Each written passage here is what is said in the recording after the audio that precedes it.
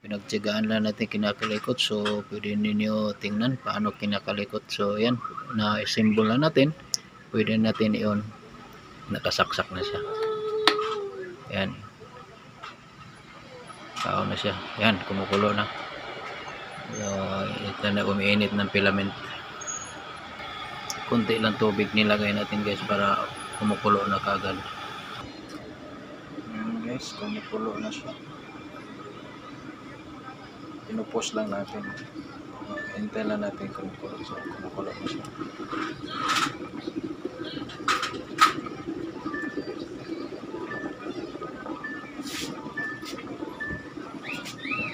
Trip-off yan siya. Yan, nag-trip-off niya. So, okay na. Function na ang ano natin, yung switch natin na ni-repair. So, function na siya. So, na-off na siya. Okay. Yan guys, wala talagang contact na dito. I-switch mo, wala na dito. May push button kasi ito dito nga maliit, parang toothpick, ipupush niya para mag-contact dito. So, baka na ano na carbonize, lagyan natin ng WD-40. Baka malusaw yung yan yung kalawang lumabas yung carbon, malabas baka mag-contact balik. Sana mag-successful tayo dyan. So medyo paano muna natin ipa-dissolve natin yung WD-40. Ang problema, so sinesearch natin sa online platform.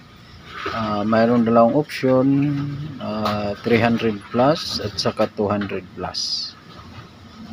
Ito ay switch ng kettle ng Hanabishi. Akala ko yung mga ordinaryo lang, katulad dito yung mga China made na mura lang, tag 35 pesos. So ito mahal-mahal pala.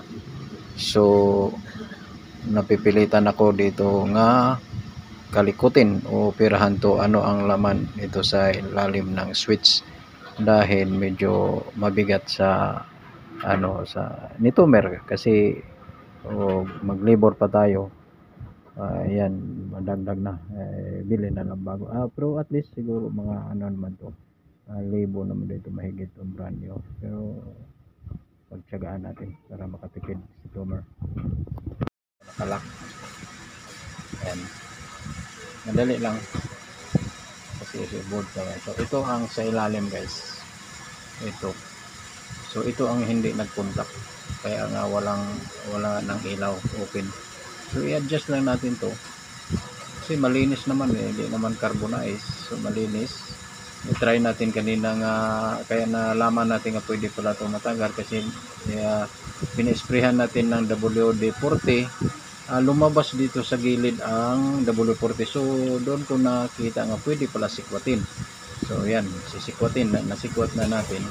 So ito ay wala namang contact dito, ito ang nagproblema. So iangat lang natin to guys, madali lang yan iangat lang natin yan.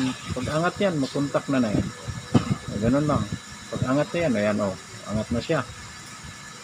Pa isagad pag natin para so yun, na yan, angat na. So malinis naman. So yun lang talagang problema, walang contact kasi dito mag-release ng switch, hindi na siya naglapat kasi masyado down na ang isang terminal dito sa isang terminal. So yun guys, sirado natin para malaman natin kung gumagana ba. So sirado muna natin, ibalik lang natin, doon lang kadali. So yan, lock lang din yan diba? So mayroon ditong bolt lang natin yan, para hindi ko lang pakita, natanggal ko masyado yan kasi thermostat din to para mag-release. So mayroong bolt, ayan na, tapos na. So ilagay na natin yung pagkatapos bolt. Ayan dito, na bolt na natin. Isa ditong thermostat, pag nag-init makat off yung linya.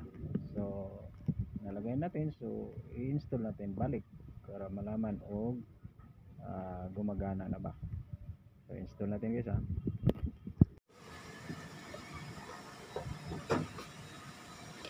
Ayan. Yan guys, hirap.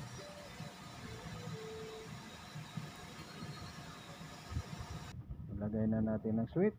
So i-screw natin yung tatlong bilog na yan, i-screw. Pinagtiyagaan lang natin kinakalikot, so pwede ninyo tingnan paano kinakalikot. So yan, na-symbol na natin, pwede natin iyon, nakasaksak na siya. Yan, tao na siya, yan, kumukulo na. So, ito na, umiinit ng filament. Kunti lang tubig nilagay natin guys para kumukulo na kagad. Yan guys, kumukulo na siya. Pinupos lang natin, hintay lang natin kumukulo. So kumukulo na siya.